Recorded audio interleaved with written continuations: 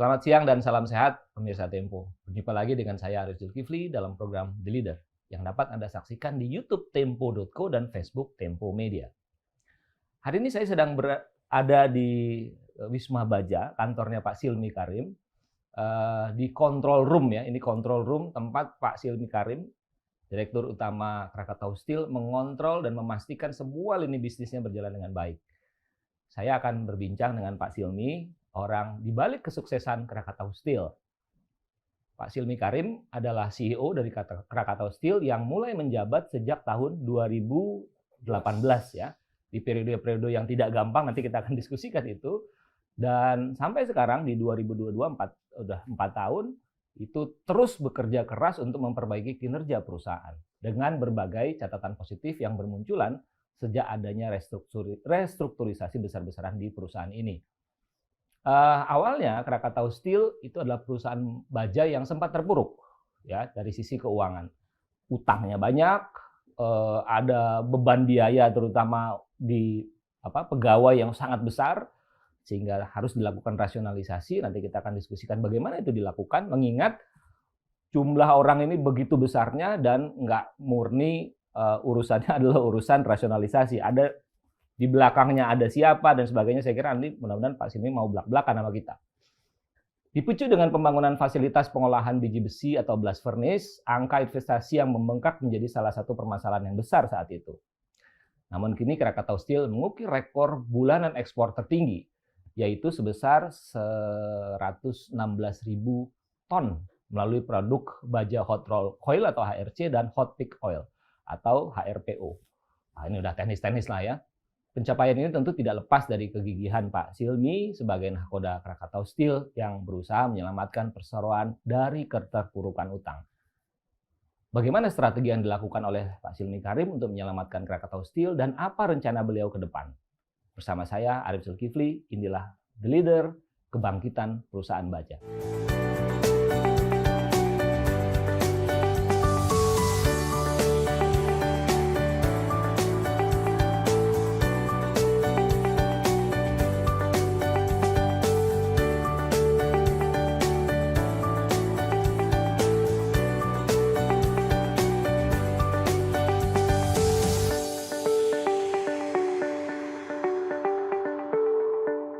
Program ini bisa Anda saksikan di YouTube Tempo.co dan Facebook Tempo Media.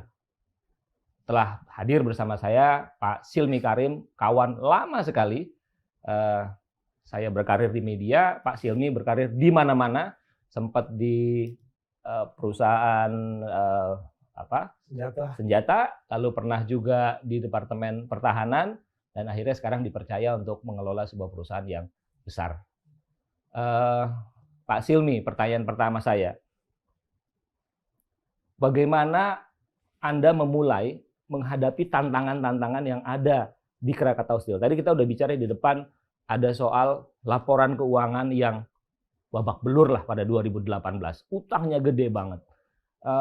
Utang ditambah oleh, tanpa tak ingin menyebut nama, tapi ditambah terus oleh manajemen yang lama lewat penambahan utang baru sehingga bukunya seolah-olah bagus begitu kan, tapi sebetulnya kan di rolling terus utangnya. Ditambah lagi ada persoalan tadi yang Anda katakan, yang saya sampaikan tadi ada soal ketenaga kerjaan. Jadi awalnya itu apa yang Anda lakukan ketika itu? Jadi ketika kita diberikan satu amanah itu biasanya saya di tahap awal itu kita mapping dulu. Mapping masalah, kita kumpulkan ada sekian puluh problem, mana yang paling mudah diadres, mana yang paling sulit. Nah, kemudian juga kritikalnya yang mana. Nah, waktu itu kritikalnya adalah biaya terlalu tinggi, sehingga tidak kompetitif. Harga menjadi lebih mahal relatif dibandingkan luar negeri.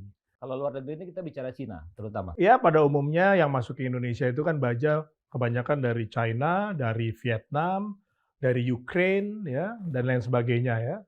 Nah, kemudian dari situ bagaimana kita membangkitkan daya saing KS? Itu yang paling penting karena itu adalah kunci daripada sustainability suatu perusahaan, daya saingnya atas produknya.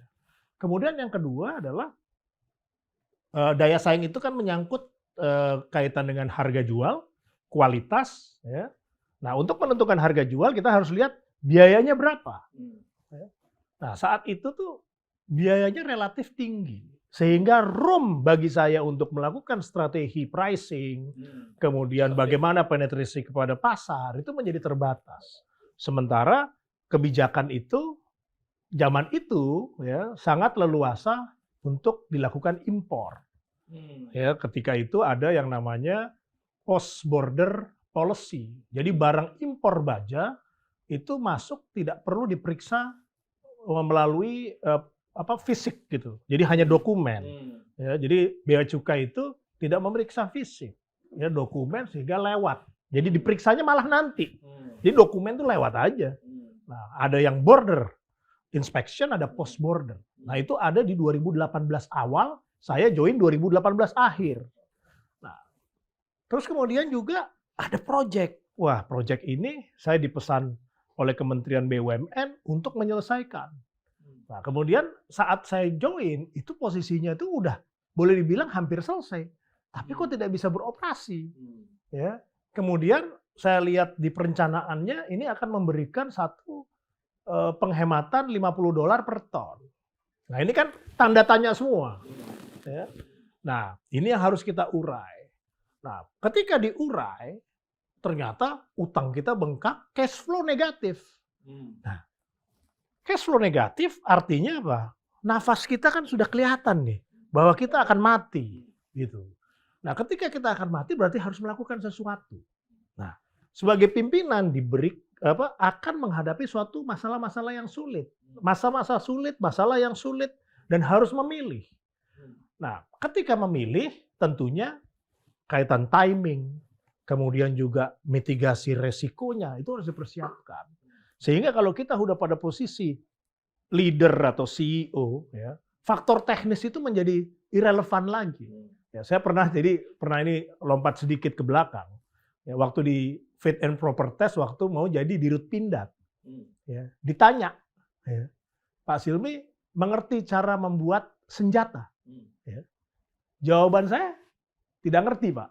Tapi saya bisa membuat anak buah saya yang hebat-hebat kerja dengan maksimal, ya, membuat senjata yang baik dengan daya saing yang baik. Nah, jadi saya tidak bilang yang beda gitu ya, atau yang istilahnya bohong atau apa, tidak. Nah, ketika itu keputusan sebagai pimpinan itu yang penting adalah keputusan. Jangan biarkan keputusan itu mengambang sehingga anak buah kita juga sulit. Ya, saya selalu melibatkan anak buah, ya, tim untuk mengambil keputusan, ya, tidak top down, ya, tetapi bottom up, walaupun kita yang memutuskan, gitu. Tetapi kita giring supaya keputusan ini diambil, dan itu adalah kunci keberhasilan. Salah satu ya kunci keberhasilan kita adalah waktu memutuskan bahwa Project Blast Furnace ini harus dinyalakan untuk membuktikan bahwa itu benar-benar untung sesuai dengan perencanaan atau tidak. Ya. Kemudian kita stop, ya, untuk juga membuat supaya KS tidak bleeding yang berkelanjutan. Ya. Itu satu. Nah, kemudian kaitan dengan hutang, ya, hutangnya saat itu 2,2 miliar. Ya, posisi saat ini 1,7 miliar. Ya, jadi kan hutang itu ada hutang bank, hutang jangka panjang 2,2 miliar. Ya. Nah, ini kita sudah turunkan menjadi 1,7 miliar per 2021. Ini miliar dolar, Pak Arief. Nah, ini kita harus restruct. Ya kan? Restruct ini kan dengan 10 bank. Negosiasinya sangat pelik. Ya. Dan tentunya saya harus terima kasih kepada Pak Budi Sadikin yang waktu itu menjabat sebagai wakil menteri, ya, saat ini Menteri Kesehatan, itu bisa memahami dan memberikan support dan juga membuka jalan untuk kita kemudian mengeksekusi. Apa yang dilakukan bersama Pak Budi Sadikin waktu itu? Kita negosiasi, berkoordinasi dengan OJK, ya, untuk hal-hal yang saya bisa tangani, saya tangani langsung. Ada hal-hal yang tentunya saya minta Pak Budi untuk membuka jalan, gitu. Karena praktis saat itu dari sisi perbankan Krakatau Steel itu sangat tidak bankable. Ada bank dalam negeri, tapi ada bank asing juga. Bank asing juga. Jadi 10-10 ini ada bank dalam negeri, ada bank luar negeri. Yang bisa saya selesaikan. Yang kira-kira perlu keyakinan daripada government, beliau turun tangan. Kenapa? Karena perbankan selalu berpikiran bahwa pemerintah akan bail out. Padahal Menteri Keuangan tidak pernah ada cerita bahwa BUMN di bail out oleh pemerintah. Nggak ada.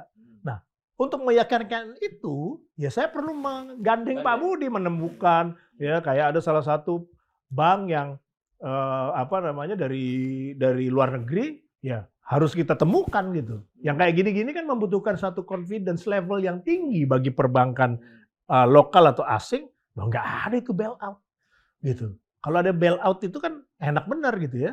Nah itu yang tidak terjadi. Nah kemudian juga yang berikutnya bagaimana menurunkan cost. Saat itu cost-nya sangat tinggi sekali ya. Alhamdulillah bahwa sekarang kita sudah menurunkan itu hampir 50% cost. Yang terdiri itu dari berbagai macam. Ada biaya energi, ada biaya tenaga kerja, ada biaya spare parts, dan lain sebagainya sehubungan dengan operasional perusahaan. Nah, untuk melakukan penghematan-penghematan itu tidak mudah. Ada yang kaitan juga mengenai struktur, ya, struktur organisasi, atau struktur daripada tanggung jawab, atau SOP yang kita harus rubah. Karena kita nggak bisa juga, kalau udah perusahaan besar itu kita bicaranya person. Person itu penting, tapi struktur juga penting. Ya, itu kan ada bisnis model, ada bisnis proses. Jadi, oke, orang bilang SDM penting, saya juga percaya SDM itu sangat penting. Tetapi tanpa bisnis proses yang benar, terus tanpa bisnis model yang pas, ya itu juga tidak akan berhasil. Bantu saya untuk memberi contoh ke pemirsa Tempo, dalam hal apa bisnis model itu diubah dan dalam hal apa bisnis proses itu diubah. Oke, sekarang saya ambil contoh misalnya kaitan dengan bisnis proses dulu, karena ini hubungannya dengan produk yang dihasilkan. Ada direktur yang menangani logistik. Artinya beli barang kan. Beli. Sementara kenyataannya yang dijual beda. Tidak match. Ya. Inventory menumpuk. Termasuk inventory spare parts. Ini juga logistik. Ya. Padahal yang pakai direktur produksi spare part. Marketing yang jualan barang. Bahan bakunya yang beli logistik. Saya bilang nggak bisa begitu. Ya. Yang beli barang, ya, atau yang bertanggung jawab juga untuk menjual.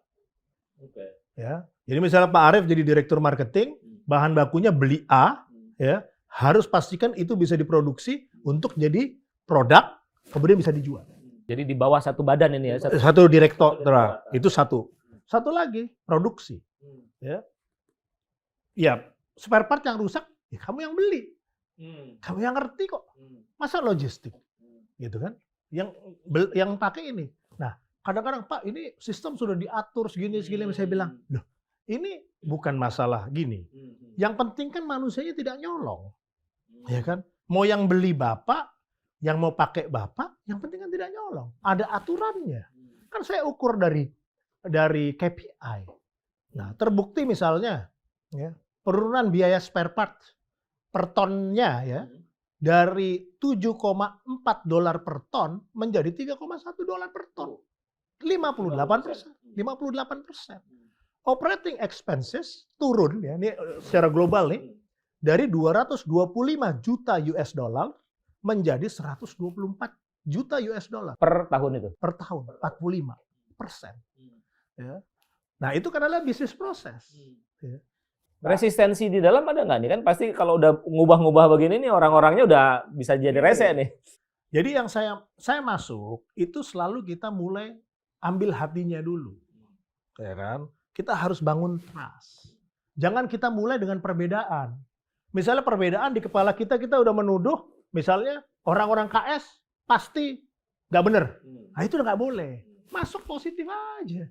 Gitu, Tuhan aja memaafkan kok. Ya kan? Kok manusia berasa lebih hebat dari Tuhan, ya kan? Toh kalau terjadi apa-apa kan bukan zaman saya jadi dirutnya. Ya, dirut waktu sang sebelumnya, seandainya kita bicara anak buah, saya anggap semua kertas putih. Ya, kertas putih artinya bersih aja udah. Nah, nanti dibuktikan. Gitu kan orang bisa jadi benar, bisa jadi rusak. Masih ingat nggak Pak Arief? Ada yang menyampaikan bahwa 10% itu orang baik, 10% itu orang tidak baik. 80% itu adalah bebek. Ya kan? Ngikut aja. Gitu. Nah, yang bebek ini kan masih bisa diperbaiki. Artinya kan saya punya 90% kan? Ya kan? Asumsinya saya 10% yang baik. Ya kan? Nah, yang 10% yang nggak baik, ya kita tatar atau kita ada treatmentnya lah. Nah, kemudian ketika kita bangun trust, ya, nah ini yang menariknya itu bukan konteks dalam hal rasionalisasi, tetapi banyak person-person itu yang tidak ada orangnya. Jadi tercatat sebagai ada orang, dibayar gajinya, tapi di lapangan nggak ada. Di lapangan nggak ada. Oke. Bagaimana tuh? Ya kan? Ini di bagian apa nih kalau begini-begini? Nah, ini kan outsourcing, ya kan? Semua pakai asumsi, ya. Ya, hal-hal semacam ini yang jangan kemudian kita silau gitu. Wah, karyawannya sekian puluh ribu, sekian ratus ribu gitu. Cek, bener nggak segitu? Suruh baris, upacara, ya kan? Gitu. Bikin apel. Ya kan? Kalau nggak bayar gajinya jangan transfer. Nih omong kosong ya, maksudnya kita bikin lucu-lucuan aja. Ambil, gitu. Belum tentu ada orangnya. Ya, kenapa? Waktu saya di Pindad, karyawan 4.000. Saya ngelihat orangnya banyak gitu. Pas saya jadi KS, konon kabarnya karyawannya sekitar 10.000. Tapi kok sepi-sepi aja deh, gitu. Ini umumnya di lapangan ya, di Iya, di pabrik ya. Terus kemudian ada satu masuk informasi, ya, loh, mancing, ya kan? Ini bagaimana kok mancing? Ya kan? Karyawan organik. Oh, kok karyawan organik bisa mancing? di jam kerja. Di jam kerja, gitu kan? Ternyata sudah dikerjakan karyawan outsource. Terus kemudian karyawan outsource juga asumsinya misalnya pekerjaannya itu misalnya 100 orang, di lapangan tidak sampai 100 orang. Yang kayak gini-gini kan udah banyak. Dan Jadi ini deal-deal yang zaman dulu dengan perusahaan outsourcing-nya ya. ya boleh dibilang seperti itu ya. Kemudian ya dan kita kan kalau kita dihadapi suatu yang sulit, kita kan harus memutuskan. Dua-duanya jelek. Ya. Kalau saya ditanya, apakah Bapak mem-PHK? Saya bilang tidak mem-PHK. Saya tidak mem-PHK. Ya. Yang saya lakukan adalah tidak memperpanjang kontrak outsourcing. Bahwa itu jumlahnya 3.000, 4.000 orang dan lain sebagainya, saya tidak pernah lain. Dan itu pun kita berikan semacam kompensasi. Nah, disitulah saya bisa tahu kenapa ada gap. Begitu. Gimana? Gap. Gapnya adalah yang dialokasikan X, yang nyampe ke mereka nggak yang sampai. ambil itu Oke. tidak banyak loh, berarti. Cuman kan saya gini, saya itu kan nggak mau stuck pada hal-hal yang negatif di belakang. Saya bilang sekarang tugas CEO itu bukan menjarain anak buah. Tugas pimpinan bukan menjarain anak buah. Itu tugasnya aparat. Tugas kita bikin untung. Gitu kan? Tugas kita mendeliver suatu tugas. Nah, itu harus prinsip-prinsip yang saya pegang gitu, ya. Nah, ketika trust terbangun, ya, trust itu hal-hal sederhana sebenarnya. Kan dari 100 persoalan, masa semuanya rumit? Dia bulan pertama ya putusin aja, gampang-gampang. Ya, kayak saya misalnya waktu itu, ini bisnis model nih, beli slab, main spot, negonya kelamaan. Ini buat pemirsa tolong dijelasin nih, slab ini apa nih? Slab, oh ya, slab itu bahan baku untuk diproses menjadi bahan jadi. Jadi slab itu adalah kayak bahan baku baja, ya, masih semi finish product, diproduksi, di rolling menjadi HRC, kemudian nanti jadi CRC, ya, hot roll coil, gitu ya. Nah, saya bilang, kenapa harus nego terus? Capek, ya kan? Yang paling gampang apa? Pakai indeks, selesai kan? Kan kok kalau misalnya semua tender terus habis waktu, ya pakai aja indeks. Ya. Ketika kita pakai indeks, ya, artinya ini bisa kita refleksikan kepada nilai jual kita. Nah, ini kita bisa ngatur, nyambung. Ya. Nah, ketika kita mainkan ini, kita jatuhnya nggak pernah rugi. Ya, beli Dan transparan ya. dan transparan. Ya, angka-angkanya jelas. Angka-angka jelas. Kalau ditanya, nah, indeksnya segitu, gitu. Jadi ya kita tinggal kirim barang aja. Nah, bahkan yang lebih baik lagi adalah kita kan nggak punya duit, Pak Arief. Ya, bagaimana caranya supaya saya dapat bahan baku? Ya. Nah, perusahaan-perusahaan besar ya di luar negeri yang menyediakan bahan baku, kita minta untuk stockpile di KS. Pakai duit daripada banknya dia. Kan saya udah mati nih ketika saya restructuring bank udah tidak mau kasih, udah selesai. Gitu, nggak ada modal kerja. Ya. Wah, sementara kita bikin omset naik.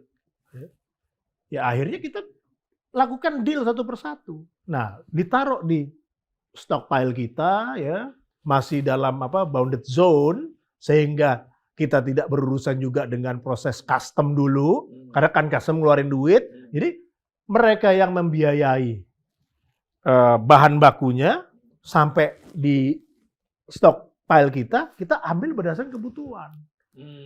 Ya kan? Nah, kemudian ya bisnis model lagi nih adalah hubungannya kemudian ketika kita sudah survive, saya ingin ke downstream, ya ke hilir. Bagaimana?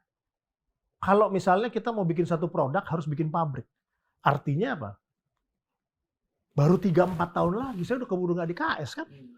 Yes, saya bisa punya ada informasi ada pabrik A, pabrik B, utilisasinya rendah, ya udah. Bahan bakunya dari KS kan, karena kita yang produksi untuk hilir. Ya kita kirim, dimerekin KS. Buat dia untung utilisasinya naik, buat KS untung tidak perlu bangun pabrik. Langsung punya produk, langsung kita jual. Ya. Nah ini kan bisnis model. Ya, ini kayak marketplace jadinya ya. Kayak marketplace kurang lebihnya. Ya. Nah, Maklon itu dan sebenarnya brand KS itu kan kuat. Gitu. Sehingga buat kita nggak jadi masalah. Everybody happy. Ya. Dengan utilisasinya naik, semakin efisien. Gitu. Nah, kita paling asistensi dari sisi technical, dari sisi hal-hal yang kita bisa perkuat. Nah, itulah yang kurang lebih ya maksud saya contoh-contoh kaitan dengan restrukturisasi atau upaya yang dilakukan agar KS itu bisa survive. Di samping itu juga kalau kita bisnis baja, itu marginnya itu di posisi 6%. Ya, profit marginnya itu cuma 6%. Nah, sementara bisnis yang supporting KS itu profit marginnya bisa 30%. Jadi yang anak-anak perusahaan ini sebenarnya bisa diangkat ya. Nah, itulah kita dorong. Untuk menghasilkan lebih banyak EBITDA. Bisa menghasilkan banyak profit. Misalnya apa di anak perusahaan yang berhasil didorong? Yang berhasil didorong adalah salah satunya pelabuhan. Kemudian kawasan industri, pembangkit listrik, air bersih, ya, logistik, ya, dan masih banyak lagi yang lain yang masih inline dengan bisnis baja yang di spin off di tahun 90-an menjadi anak perusahaan. Begitu. Nah, ini kita maksimalin. Jangan hanya ngelayanin KS, perbanyak pelayanan non KS sehingga korelasi atau ketergantungan antara anak perusahaan dengan induk itu semakin jauh. Nah. Jadi kayak pelabuhan begitu setelah di Pak Silmi itu pelabuhan itu dimanfaatkan juga untuk memberi jasa kepada yang lain. Sebelumnya sudah, tetapi kita dorong lagi. Bahkan kita jadikan KPI untuk lebih target pertama waktu itu 50% harus dari luar KS Group. Nah, terus berjalan ya alhamdulillah semakin meningkat. Bahkan kayak yang KTI ya itu yang air bersih itu saat ini sudah ada di berbagai daerah di tempat lain. Kita ada konsesi di Gresik, ada konsesi di Nusa Tenggara Barat ya dan lain sebagainya. Nah, inilah yang saya bangun karena juga begini. Ketika saya lihat KS ke depan itu akan syarat dengan investasi. Sementara keterbatasan modal, kita ke downstream aja memanfaatkan pabrik-pabrik luar gitu ya. Apalagi kalau kita mau membesarkan hulu, membutuhkan banyak modal dan kita harus realistis. Gitu ya. Bagaimana kita melakukan perkuatan menggunakan tenaga banyak pihak ya sehingga kita juga tidak terlalu terbebani atas keterbatasan itu. Dan alhamdulillah kita sudah tanda tangan peningkatan saham KS di Krakatau Posko dari 30% menjadi 50%. Di Korea ya. Dengan Korea. Sudah di RUPS LB. Ya, ini tinggal eksekusi aja, ada berbagai macam istilahnya persyaratan ya yang dalam waktunya akan selesai, dan kita berkolaborasi dengan Posko untuk membangun pabrik baja terintegrasi ya. Ini yang menambah kapasitas Dan lain sebagainya, tetapi kita nanti di downstreamnya, salah satunya penguatannya dan di supportingnya. Iya, Pak Silmi, saya kira ini baru satu sisi ya, Pak pemirsa ya. Kita ngelihat bagaimana Pak Silmi bergulat dengan hal-hal yang di dalam bisnis itu ada pendapatan, ada biaya, di bawah baru kita akan bicara soal EBITDA dan sebagainya. Dan bagaimana dia berjuang untuk membereskan ini semua. Saya masih punya banyak cerita yang bisa saya gali dengan Pak Silmi tentang misalnya bagaimana menaklukkan tenaga kerja, bagaimana memanfaatkan jaringan, karena Pak Silmi ini dikenal sebagai orang yang jaringannya sangat baik. Mungkin terbaik kalau boleh saya bilang, tidak melebih-lebihkan di antara direktur-direktur BUMN yang ada gitu. Kita akan gali setelah ini.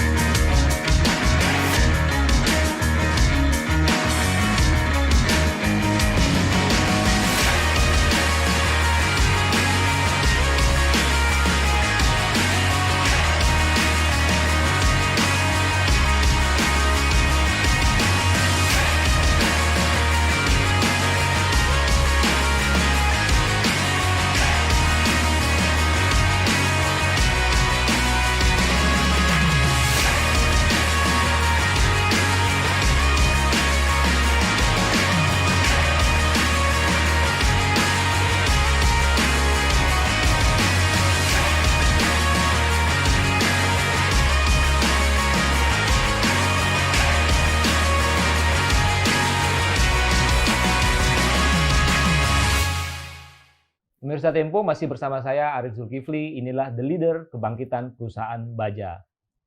Pak Silmi, membenahi persoalan dimulai dengan mengidentifikasikan persoalan, lalu memilahnya sedikit demi sedikit. Tapi banyak orang yang nggak terlalu paham juga bahwa dalam mengatasi problem yang begitu banyak, itu network itu jadi sangat penting, gitu ya. Kalau dia tahu tapi cuman orientasinya di buku aja, barangkali dia bisa selesaikan di atas meja gitu. Tapi faktanya untuk perusahaan sebesar Krakatau Steel butuh approach yang lain. Nah, Pak Silmi dikenal orang yang punya jaringan yang bagus. Bagaimana mengkombinasikan antara jaringan dengan untuk membantu mengatasi persoalan-persoalan? Oke, jadi pertama kita bicara jaringan.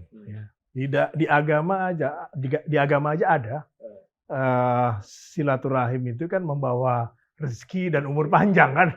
Terserah itu benar atau enggak, ya kita percaya aja. Memang saya membangun network itu sudah cukup lama. Ya, dari bahkan memulai karir setelah lulus tuh emang saya punya target. Setiap minggu tuh ketemu satu orang penting. Ya, gila aja udah ngaco gitu. Apa? Ya, saya yakin namanya punya kenal ada gunanya suatu saat. Gitu. Ya. Nah, kemudian saya percaya juga kalau kita melakukan kebaikan, ya, itu bisa direct, indirectly akan juga berbalik. Ya. Makanya kemudian banyak juga pertolongan. Ya. Nah, prinsip-prinsip itu juga dikombinasi dengan hal-hal yang saya pelajari dari banyak senior. Ya. Nah, kemudian yang saya juga harus kita sadari, Pak Arif, pinter di zaman sekolah, soalnya dari guru. Ya. Pinter setelah sekolah, soalnya nggak ada yang ngasih. Kita sendiri yang cari. Bukan kita cari persoalan, tetapi kita identifikasi persoalan dan bagaimana memecahkannya. Jadi ada dua hal. Ketika kita bekerja, kita menjadi profesional atau menjadi pejabat, ada dua hal. Ya, kita cari apa identifikasi masalah yang ada di masyarakat, di publik, di perusahaan, untuk kita berikan nilai tambah, yaitu adalah memecahkan persoalan. Nah, dari situ kemudian balik lagi ke masalah network. Ya, kadang-kadang ini kan kita bicara BUMN, dibilang jadi dirut BUMN itu ada privilege, ya, tetapi lebih susah. Ya, kenapa lebih susah? Ya, ini belum masuk ke networkingnya dulu nih. Kayak misalnya peraturan presiden yang terakhir bahwa kerugian, ya, itu kerugian BUMN bisa di komisaris. Ya, dan komisaris ya, itu bertanggung jawab. Gitu. Nah, ini kan juga merupakan PR besar nih. Bagaimana mensiasatinya dalam arti positif ya, dalam arti baik, supaya satu, kalau perusahaannya untung oke. Tapi kalau perusahaannya rugi, ya, kan orang jadi takut ngambil keputusan. Mau beli ladang minyak, mau beli tambang batu bara, mau beli atau mau buka satu unit usaha, rugi, tanggung jawab. Nah, sementara dalam proses pemeriksaan yang dilihat tuh satu persatu, tidak in general, gitu kan? Kalau in general untung kan, masa semua harus untung ya? Mungkin di sini ada buntung, tapi secara overall ini untung. Yang kayak gini-gini kan tidak berlaku. Jadi definisi kerugian yang mana? Kerugian keputusan itu satu-satu atau kerugian yang besar. Nah, networking. Ketika ada masalah, minimal kita bisa memberikan satu trust. Jadi networking saja tidak cukup. Networking plus juga track record. Ya, saya tuh masalah trust itu penting. Jadi tadi trust ke dalam, ya saya bilang waktu di sesi pertama, dan juga ada trust keluar. Nah, dua ini didapat dari silaturahim atau networking, ya. Kemudian yang kedua adalah track record. Nah, kayak misalnya persoalan di KS misalnya, ketika ada masalah yang menyangkut dengan utang piutang, ya. BUMN itu pengacara negaranya adalah kejaksaan. Nah, ketika dulu menagih, ya, mereka bawa kekuatan, ya, apakah itu kekuatan politik, apakah itu kekuatan aparat, ya, dengan yang mengirim surat penagihan itu kejaksaan, itu efektif untuk membuat orang bayar. Lupa dia. Walaupun jadi ini saya sebenarnya belajarnya dari Pindad itu. Gitu, coba cek, karena saya baru kenal dengan pemahaman mengenai jaksa pengacara negara, itu adalah kejaksaan. Terus itu sampai kepada hal kaitan hutang piutang, kerugian negara. Pada bayar. Karena yang minta adalah kejaksaan. Iya, itu salah satu. Itu kan juga networking. Ya. Karena kita tahu, saya berkenalan dengan pimpinan-pimpinan ataupun network di aparat penegak hukum, di situ kita bisa jadi tahu gitu bagaimana kelebihan-kelebihan yang dimiliki oleh misalnya aparat negara. Kemudian juga di aparat kepolisian. Kemudian juga di aparat militer. Ya. Kayak misalnya di Cilegon, itu yang ditakuti adalah grup 1 Kopassus. Karena mereka punya di sana. Iya. Ya, tentu kita fasilitasi. Kalau mau latihan gitu ya di dalam Krakatau Steel ya, kita fasilitasi latihan perang kota atau objek vital.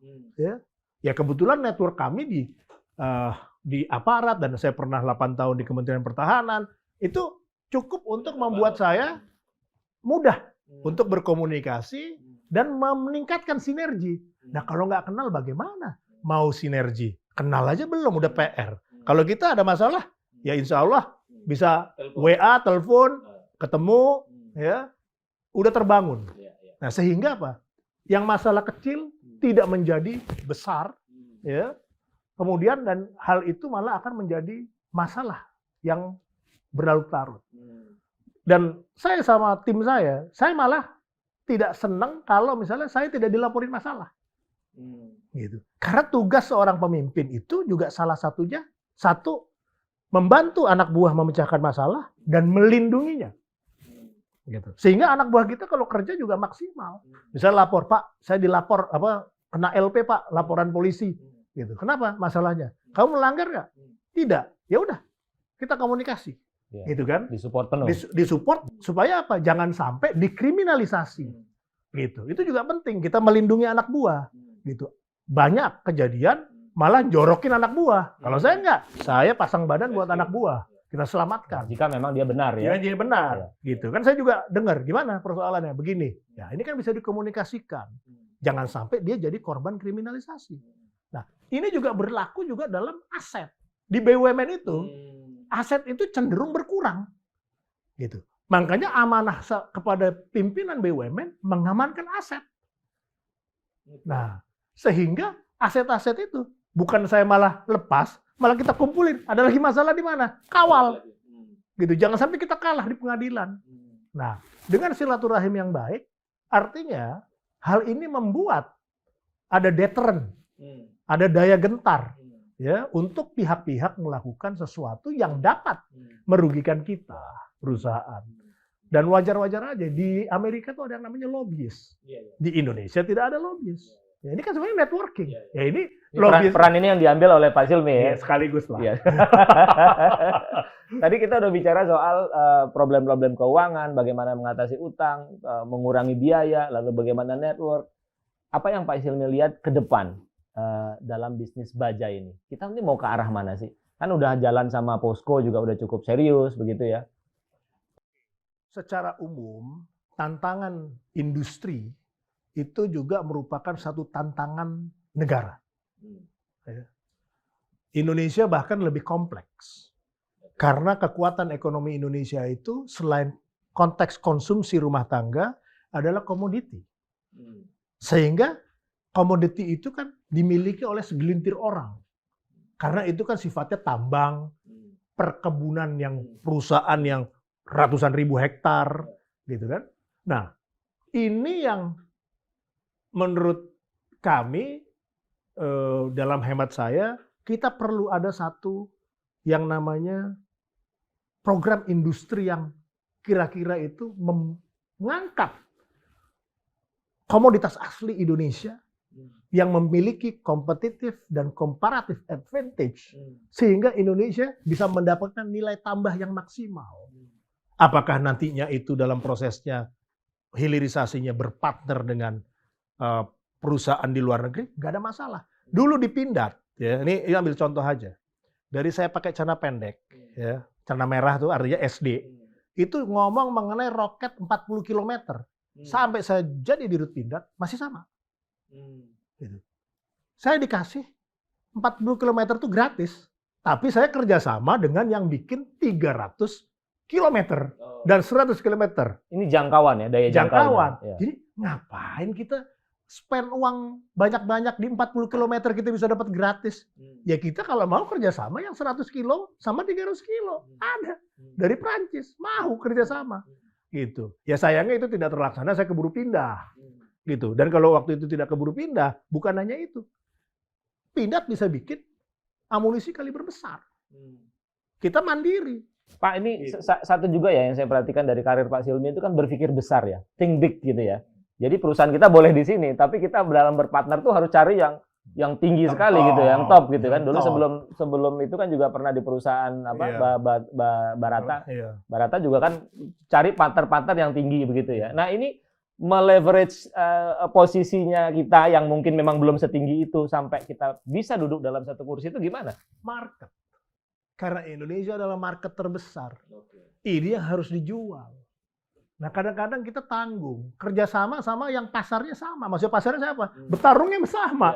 Ngapain kita belajar sama orang yang lagi belajar? Belajar itu sama yang paling top. Gitu. Makanya saya kalau kerjasama tuh selalu pengennya sama yang nomor 1.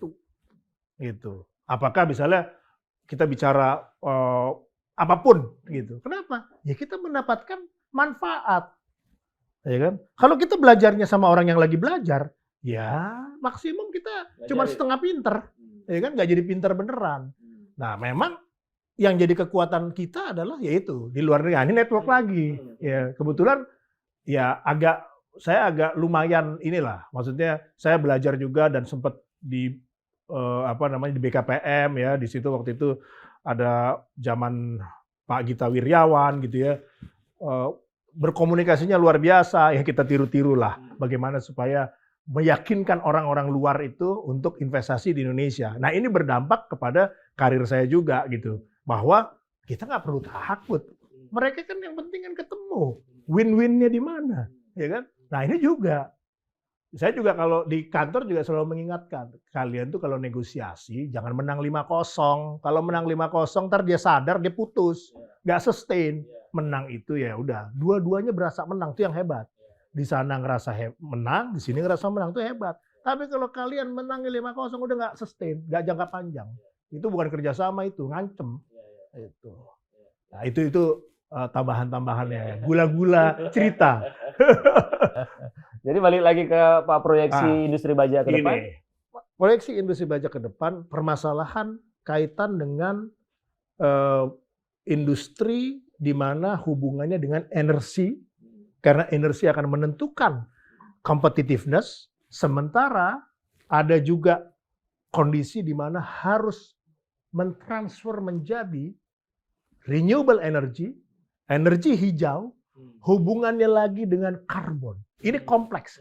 Kalau Indonesia tidak mulai saat ini, ya udah ketinggalan. Nggak usah ngimpi mengenai 2045, gitu. Karena otomatis udah kalah tersisih sejak awal. Ini transisi. Jadi energi fosil ini kelihatannya menurut Pak Silmi udah harus kita... Ya harus ada solusi, mengantisipasi, dan jangan di tataran wacana, gitu, eksekusi, gitu. Kalau cari orang wacana banyak, di KS wacana banyak, gitu. Saya bilang, udah kalian ini udah pinter-pinter, hebat-hebat, lulusan universitas hebat, udah ngapain lagi adu pinter, eksekusi, gitu. Rapat tidak boleh lebih dari sejam, gitu. Kalau lebih dari sejam, itu nggak ngasilin apa-apa. Dan betul, saya lakukan itu, gitu. Tidak boleh rapat dari 1 jam, gitu. Makin cepat makin bagus. Nah ini saya belajar juga. Saya pernah punya senior, saya belajar di Kementerian Pertahanan, itu Pak Safri, itu efektif dalam mimpin rapat. Nah itu yang saya maksud, bahwa jangan main di tataran diskusi, ketemu lagi diskusi lagi, keputusannya kapan Pak? Nggak ada aksi. Dan itu ciri khas kita. Nah kaitan energi, karena ini mempengaruhi daya saing Indonesia, konteksnya juga industri, ya. Kemudian kaitan dengan renewable energy, karena ini konteksnya adalah karbon. Nanti itu negara-negara barat akan nge-ban, ya, berapa emisi karbonnya. Nah ini kan harus dipikirkan secara sistematis. Tidak bisa dilepas. Pajak karbon kan sudah berlaku juga. Sudah berlaku di beberapa tempat, tapi kan belum. Nanti akan ada restriction, gitu. Dan ini kita juga harus mengantisipasi. Jadi baja juga harus menjadi green steel. Gitu. Kita harus ukur nanti berapa kompensasinya, gitu. Ini kan cara-cara barat yang maju dalam melindungi industri daripada negara-negara barat itu. Nah, kita tidak boleh kalah pinter. Kan mereka selalu membuat yang kalau udah mulai kalah daya saing, dia bikin aturan. Gitu. Dia bikin aturan lagi. Nah, ini yang saya rasa menjadi peluang. Nah ini nih ya, tantangan harus bisa jadi peluang. Nah ini yang menurut saya, karena kita start sama-sama nol, ya dengan negara-negara lain, kita harus lebih cepat. Supaya nanti produk, kan gini, mau investasi, di mana? Di Indonesia, ntar dicek, energinya dari mana? Batu bara? Oil? Gas? Oh nggak bisa. Ini harus yang misalnya murni renewable. Air, ya. Angin atau matahari, gitu. Yang gitu-gitunya kan kita harus pikirin, gitu. Dan jangan selesai sampai roadmap. Habis roadmap udah happy, eksekusi, gitu. Kita punya roadmap banyak banget yang namanya roadmap industri, dari setiap kabinet, dari setiap ini nggak ada yang jalan, gitu. Ayo kita jujur aja, nggak ada yang jalan, gitu. Nah ini eksekusi, gitu. Dan tadi Pak Arief nyampaikan think big. Saya selalu think big, tapi start now. Ya, atau do now, start small. Gitu. Ngapain kita mikir yang mimpi mulu ntar? Tapi gagasannya kan harus gede. Harus kan? gede, harus gede dong. Ya kan? Yang kita dulu, ini saya suka ngambil contoh masa lalu itu karena buat lucu aja. Pindad kerjasamanya sama BAE System, Lockheed Martin. Itu kan top-topnya yang zaman itu gitu. Nah, KS memang sudah given, POSCO, one of the best, it's okay, gitu ya. Nah, untuk yang lain ya saya menyesuaikan gitu ya. Ini teknologinya dari mana? Dari Cina. Ya udah cari partner yang Cina aja. Karena kalau yang lain nggak mau. Ya kayak gitu-gitunya ada lah. Tapi itu kan sifatnya pemadam kebakaran. Gitu, cari solusi. Tetapi kalau kita mau cepat maju ya belajar dari yang top. Gitu Pak. Ya, luar biasa nih Pak Silmi ya. Tadi saya tertarik nih hitung-hitungan untuk green steel tadi ya. Kan tadi gagasan besarnya tuh ya, kalau bahwa nanti kalau kita produksi steel, orang akan hitung nih biaya segala macam. Nah ini kan nggak bisa dijalankan oleh Pindad saja kan?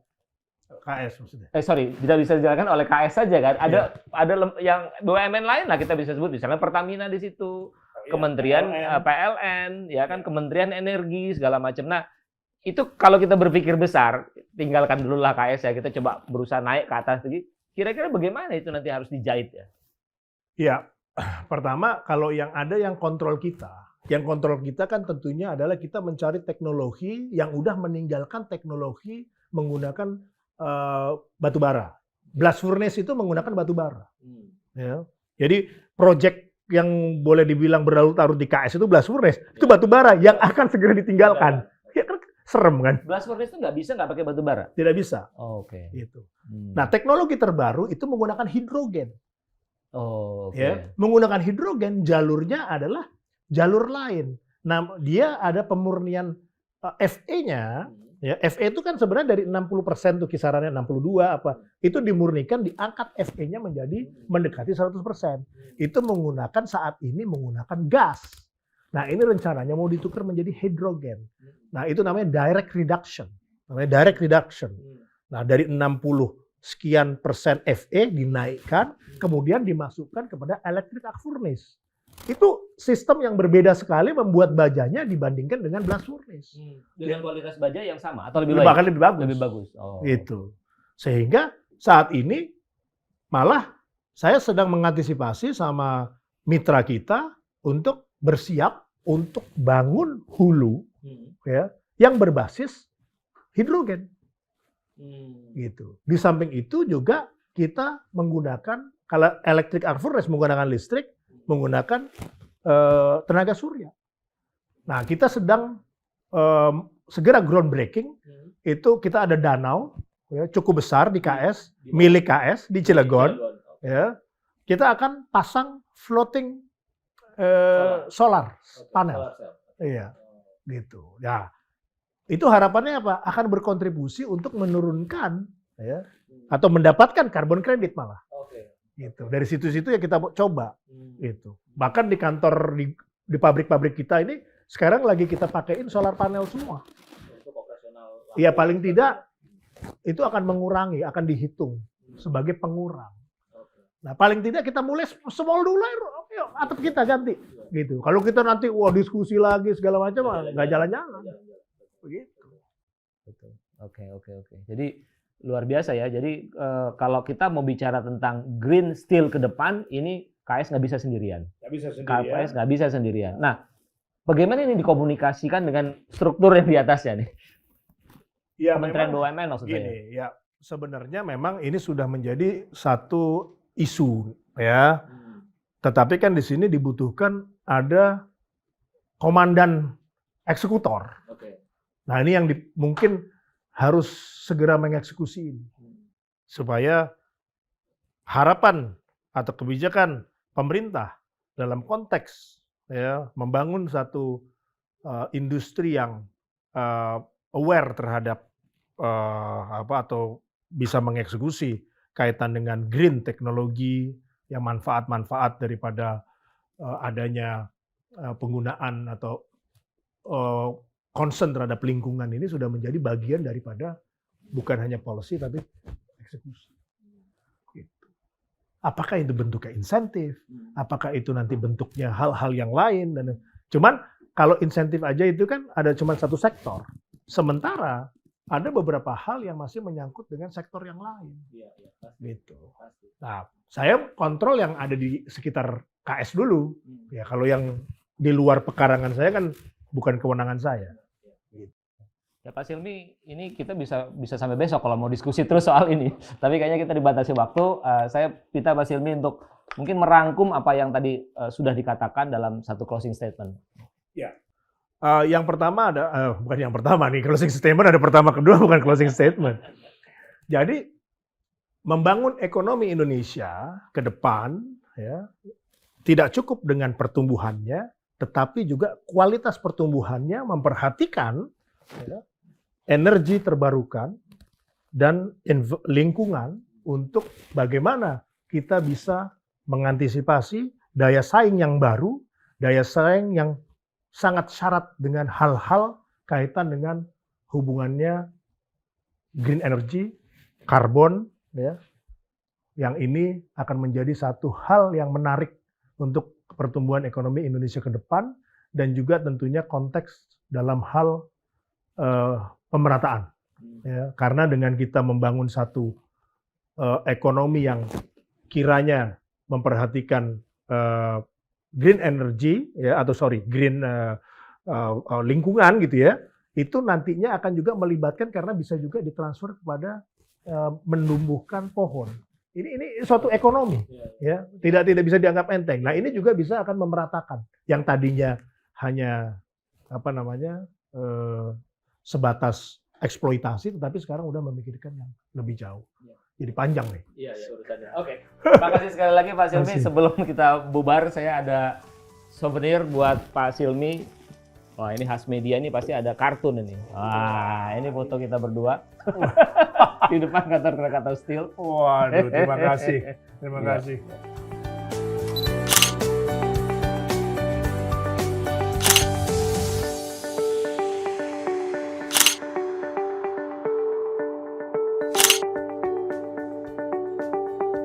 Cukup ya. Terima kasih. Pemirsa, demikian perbincangan kita dengan Direktur Krakatau Steel, Silmi Karim.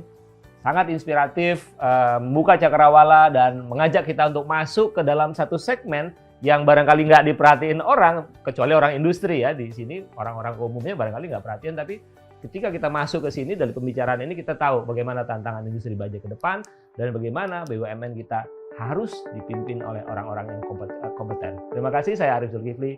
Salam.